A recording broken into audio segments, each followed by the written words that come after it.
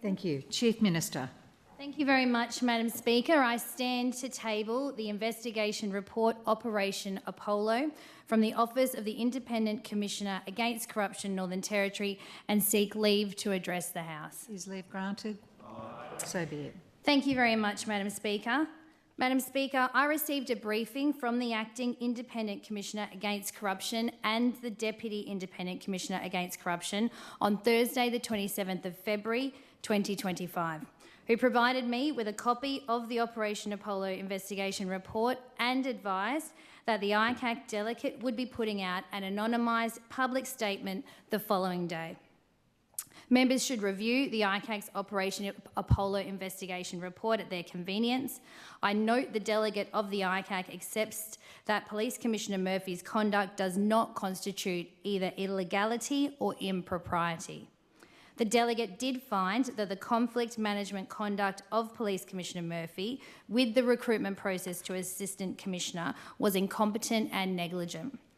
The investigation report made two recommendations to the public body, namely Northern Territory Police, as follows. Number one, there should be a clear policy position developed in the Northern Territory Police Force on how recruitment processes are to be conducted.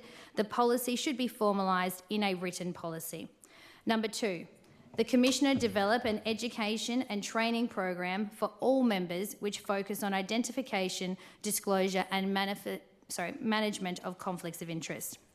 The delegate notes her approval that Police Commissioner Murphy had already committed to implementing those recommendations. The ICAC also made it explicitly clear in my briefing that as the receiving minister, I was constrained in what I could say publicly to only the material in the public statement, and I could not take action that could lead to the disclosure of any information beyond that public statement. On Friday, 28 February, the ICAC delegate released the public statement on Operation Apollo, and it remains available on their website. Upon release of the public statement, as Minister for Police, I wrote to Police Commissioner Murphy and informed him that I found his behaviour disappointing and falling well short of the expectations of the community that they place on the public service, especially leaders within our public service. I asked him to outline what action he was taking to address the findings and recommendations of the ICAC's Operation Apollo report. I also wrote to the Chief Executive of the Department of Chief Minister and Cabinet and asked that he outline, working with the Commissioner for Public Employment, what action is being taken to ensure all leaders of public sector agencies are fully aware of their obligations to ensure appropriate conflict management and recruitment practices are occurring throughout their agencies. Throughout this time, and understandably, Madam Speaker, there was public speculation as to who the Operation Apollo public statement was referring to, and the inability to set the record straight was undermining trust and confidence in all senior executive public officers, the ICAC and the government. On Thursday, the 6th of March, Police Commissioner Murphy issued a public statement confirming he was the senior executive public officer mentioned in the public statement of Operation Apollo. In Police Commissioner Murphy's statement, he mentions the appointments of the Deputy Commissioner, 3 Assistant Commissioners, 5 Commanders and 18 Superintendents. Late Thursday night, the Northern Territory Police Association issued a statement and I quote, "We are calling out the Commissioner's integrity with his involvement in not only this executive appointment, but for all of the other executive appointments referred to in the Commissioner's broadcast of today." It goes on and I quote, "The entire Executive Board of the Northern Territory Police Association is unanimously calling upon the Commissioner to tender his resignation." On Friday, the 7th of March, I met with members of the NT Police Association Executive and listened to their concerns. The association outlined the concerned feedback they were receiving from police and made clear their view that it was having an ongoing detrimental impact on the morale, well-being and confidence of the police force.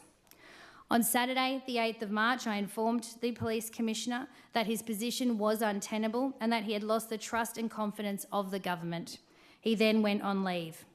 I gave Police Commissioner Murphy the opportunity to resign.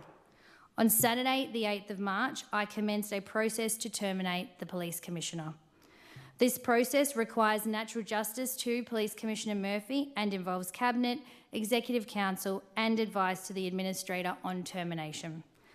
On Saturday, I spoke to the Northern Territory Police Association President and informed him of the government's action and notified him that Deputy Commissioner Dole would be the acting commissioner as is standard practice and has happened numerous times before.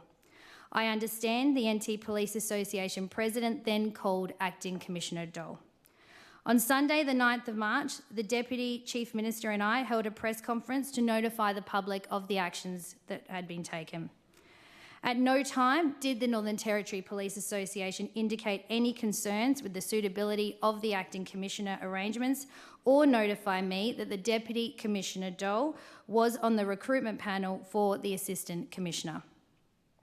On Monday, the 10th of March, the NTPA President said on radio that Deputy Commissioner Dole was on the recruitment panel. As members of the Legislative Assembly can now see from the ICAC delegates' investigation report, there is no confirmation of who the other panel members were, nor any findings of impropriety about their actions. Uncertainty and question marks continue to be raised by the NTPA over other police executive positions. To end the uncertainty and the speculation, and to give that certainty to our police, on the Wednesday, the 12th of March, I announced an independent inquiry into recent recruitment processes of senior executive police officers. The inquiry will be facilitated through the Office of the Commissioner for Public Employment and led by the Honourable Acting Justice Blow AO. The terms of reference of that independent inquiry are as follows, Madam Speaker. 1. Examine recruitment processes relating to appointment of officers in the Northern Territory Police Force since August 2023 to the rank of Deputy Commissioner, Assistant Commissioner, Commander and Superintendent, having consideration of A. Whether panel processes were conducted in line with the Northern Territory Police recruitment standards and the General Order Code of Conduct and Ethics. B. Whether evidence that merit to undertake the role as required under Section 15A of the Police Administration Act has been demonstrated by the successful candidate in each process.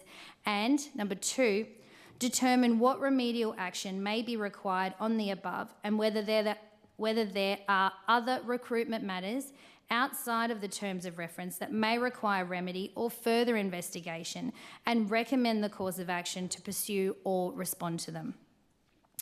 Madam Speaker, the final report will be provided by the Office of the Commissioner for Public Employment to myself as the Police Minister as soon as practical for tabling in this Parliament.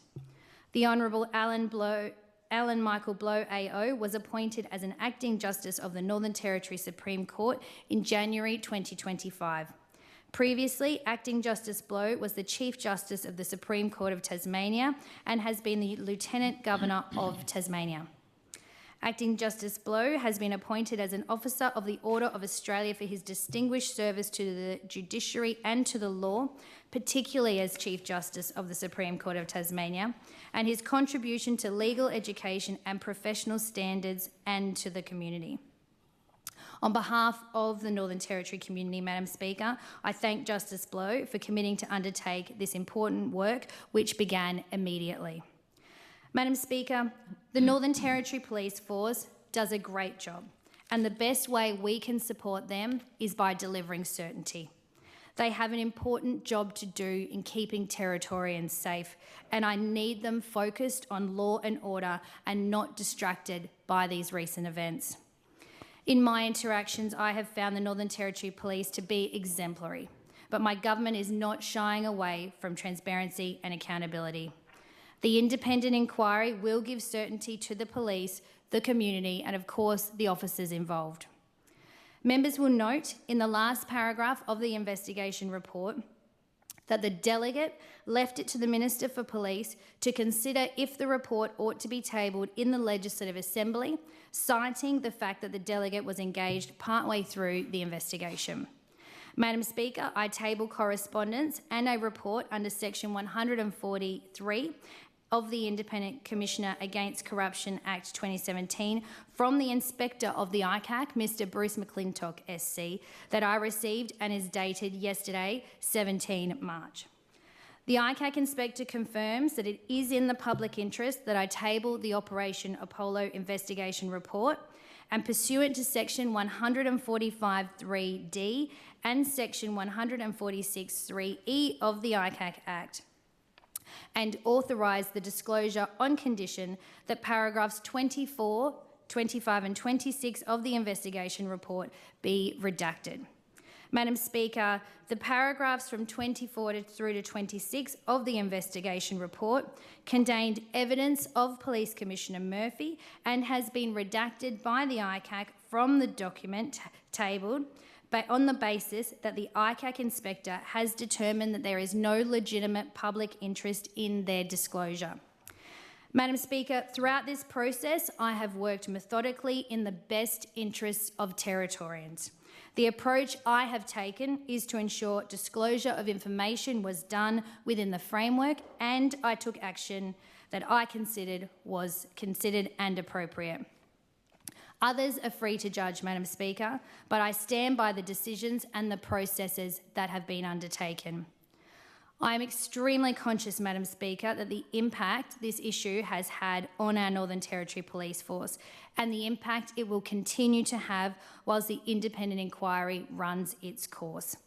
My team's focus remains squarely on supporting the police through and beyond this so that they can continue to do their important work of keeping our communities safe. Law and order remains our #1 priority, and certainty for our hard-working men and women of our police force has been front of mind for me from the moment I was notified. Thank you very much, Madam Speaker. Yeah.